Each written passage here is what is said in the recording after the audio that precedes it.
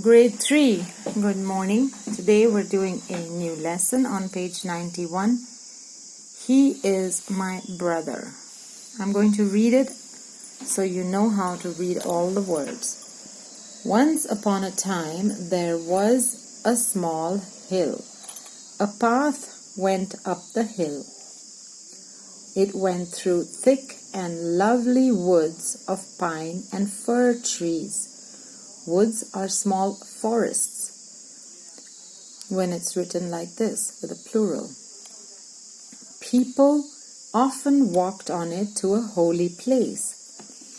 So people used the path through the beautiful woods to get to a holy place, a place of worship, a place of prayer. One day when the sun shone high in the sky, many people were seen climbing up the hill. It was a nice day, so many people were going up the hill. They were climbing slowly and carefully. Because it's a hill. A girl also climbed the hill with them. Her name was Mina. Mina was 12 years old. She carried a small boy on her back.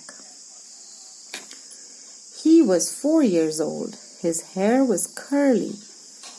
His eyes were black and his face was as fresh as the morning dew. What is dew? It's the drops of water you see on leaves in the morning, even when it has not rained. It's fresh, and his face, the little boy's face, was just as fresh. As the sunshine danced through the trees, Mina climbed the hill slowly and steadily.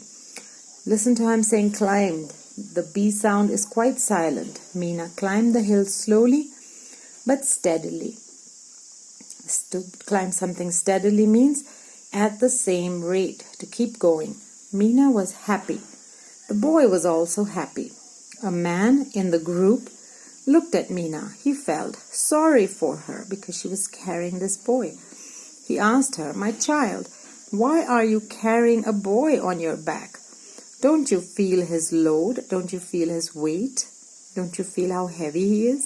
Doesn't it tire you to carry him?" Mina looked at him in wonder. She looked in surprise. She could not understand him. She didn't understand what he meant. Her brother was unable to walk. This little boy of 4 years old had some difficulty and he could not walk like most children can. Mina asked, "Load? Of course not. He's my brother." What the story means is that when you love somebody, helping them does not make you feel tired or sad. So he says, "Isn't that boy heavy? Why are you carrying him? Doesn't it make you feel exhausted?" She says, "Exhausted? A load? No, of course not. He's my brother." So we feel happy to help those we love, and it does not make us feel tired. You may write down the meanings of these words. Use a dictionary. Understand. Climbed. Again, listen. The B is almost silent. Climbed. Holy, I told you, a place of worship, a place of prayer. Slowly, sorry, sad, load, weight, burden. After you read the story back to me, we may begin with these questions and answers on page 92. Reading is fun. Let's write these in our notebooks. Where were the people going? Were is past tense. Where are the people going right now? Where were the people going yesterday? The people were going to a holy place on the hill. The people were going to a holy place on the hill. What did the man say to Mina? This did means it's already happened. It's past tense. So we'll say the man said or the man asked. The man asked Mina why she was carrying the boy. The man asked Mina why she was carrying the boy. If there's another way you'd like to say it, please say it to me in class and we'll try to find a way to say it correctly. Why do you think Mina was carrying her brother? Sometimes questions begin with why do you think? You can start the answer with I think, but you can also leave it. Why do you think Mina was carrying her brother?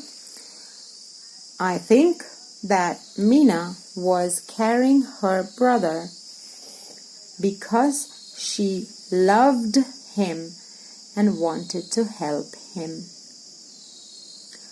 I think that Mina was carrying her brother because he could not walk and she wanted to help him. Choose the correct answer. What went up the hill? A path is a small, rough road. It's not a real paved road. It's just a path. We see lots of paths on the hills when we take our goats and our cows to graze. What is the name of the girl in the story? I'm not going to tell you this. How old was Mina? How old was Mina's brother? Now these are choose the correct answers. You're just choosing one word. What I can tell you is the correct sentence to answer these questions. So let's practice that. That is what grammar is. What went up the hill? A path went up the hill. What is the name of the girl in the story? The name of the girl in the story is Mina. How old was Mina? Past tense. Mina was 12 years old.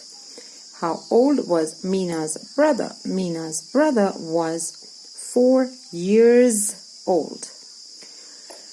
Write these down in your notebooks as well, and I would like it better if you wrote the full sentence as the answer. A path went up the hill. The name of the girl in the story is Mina. The full sentence, please.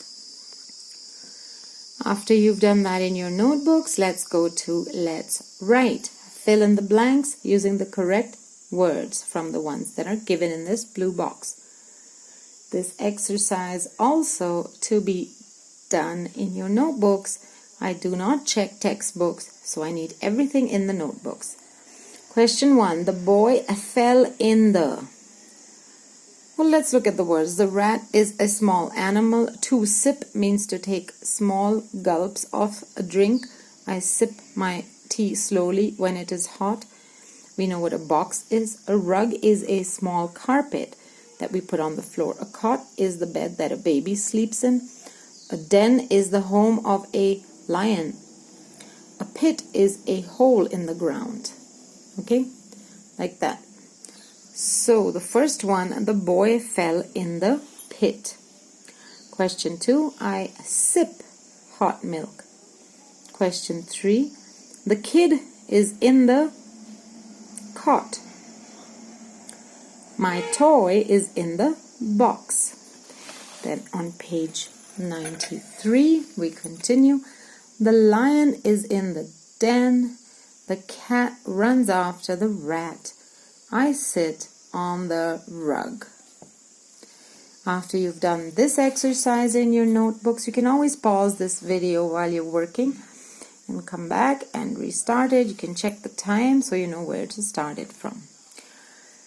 Then let's do fill in the blanks with the opposite of the underlined word given in the sentence.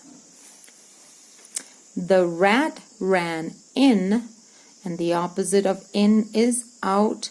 So the rat ran in when the cat ran out. The lion is big, but the ant is... I'm not going to tell you that one.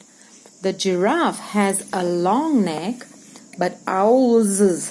Now, this means we're talking about the owls, many owls' necks. But owls are, and because they are necks, we are saying are, plural, okay? The giraffe has a long neck, but owls, and this is not owls, the owl, It is owls' necks. Okay, why don't we say it again? Because we've already mentioned it here. Owls' necks are short. The sun appears in the day and the moon at, I'm not going to tell you that one. The tea is hot, but the water is not going to tell you that one. Trees are tall, but bushes are, we did tall, the opposite of tall is also short. Long is also short. Ram was sad, but Radha was, and you know the opposite of sad. Then we have the exercises in team time. The first question says, what are the difficulties that a child who can't see will face? We read about a little boy, a 4-year-old boy, a boy who was 4 years old, a 4-year-old boy who could not walk in the story. And now they're saying, what could be the problems that a child who couldn't see would face?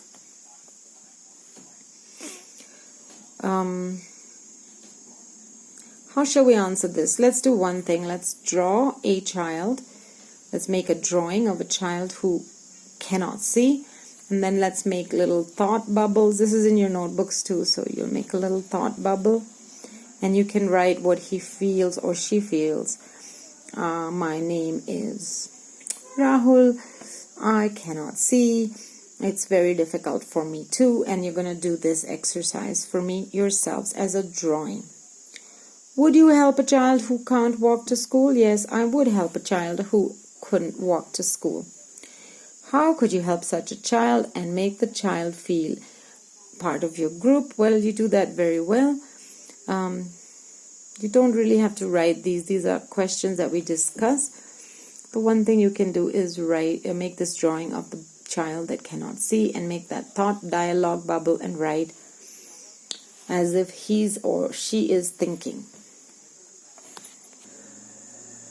On the next page, children, there is the next 2 pages have a sign language. And what is sign language? It is used by people who cannot speak well and hear well. It says that they use signs. Gestures are signs you make with your hands, finger spelling, and facial expressions of your face. Children who can't hear use sign language to share their feelings. It uses the hands and eyes. It's a visual language system. You don't hear anything. In addition to sign language, children who cannot hear also use lip reading. They can look at your mouth and understand what you're doing. They use voice amplification. They might have hearing aids. Of course, they can use writing and pictures. You could learn sign language for fun, and these are the pictures when you do this. I think there are 2 or 3 different sign languages, so I don't know which one this is. Maybe this is the one that we use in India. When you do this, it means to sing. When you do this, it means to dance. To read, this is pretty easy to understand. It's like acting. When we would like to show reading without opening our mouths, this is how we'd show it. Read. And of course, write. And then win. Yes, a thumbs up. Good job. We won. Lose, a thumbs down. That was sad. We lost. And then sunrise. Your hand goes like this. It goes the opposite of how I would imagine. They're saying the hand goes down like this. And sunset moves from above the head to the waist level. So it is down like this. Sunset going down, sunrise going up. If you want, you can learn these. I'm sure there are even more symbols, gestures, and signals that we can use. If you want to find out more about them, ask me, please. And with this, we've finished this chapter. Again, you will take 2 or 3 days to complete this work.